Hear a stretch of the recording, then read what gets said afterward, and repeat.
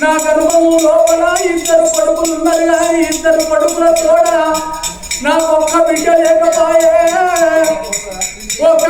ఒక్క బిడ్డ నాకున్నట్టు ఉంటే ఈ పట్టం మీద ప్రజలు అక్క ఎల్లెళ్ళు అందరూ అన్నదమ్ములకు రాకింది కట్టడానికి పోయేటట్టుగా నాకొక్క బిడ్డ ఉంటే నా బిడ్డయా అక్కగారి ఇంటికాడ ఎంత దూరాలు ఉన్న వాళ్ళందరూ లెక్క నా బిడ్డ నా ఇంటికి వచ్చి నా కొడుకులకు ఇద్దరు కొడుకులకు రాకింది కట్టకపోవునా.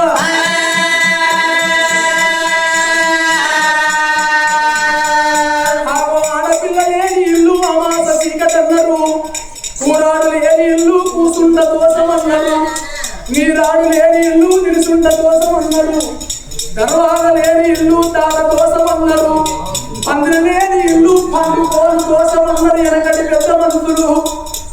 నా గర్భం లోపల ఇద్దరు కొడుకులు ఉన్నారు కానీ ఇద్దరు కొడుకుల కూడా నాకు ఒక్క బిడ్డ ఉన్నట్టు ఉంటే నా కన్న బిడ్డ నా ఇద్దరు కొడుకులకు రాకిల్ని కట్టకపోవునా దేవుడా.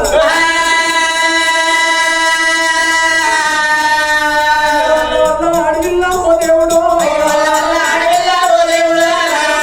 ఉన్నది రామవలారా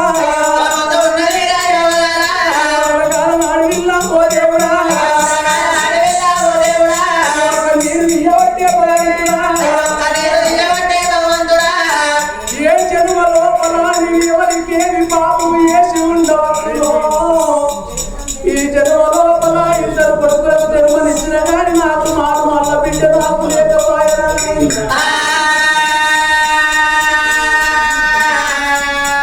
అందుకే అంటారయ్యా ఇప్పటికి కానీ అప్పటికి కానీ బియ్యానికి కానీ కయ్యానికి కానీ ఆడలతోనే బియ్యమన్నారు, ఆడలతోనే కయ్యమన్నారు, ఆడలతోనే సుత్రికం అన్నారు, ఆడలతోనే బంధుత్వం అన్నారు, ఆడలతోనే రాగల పోగట ఉన్నారయ్యా.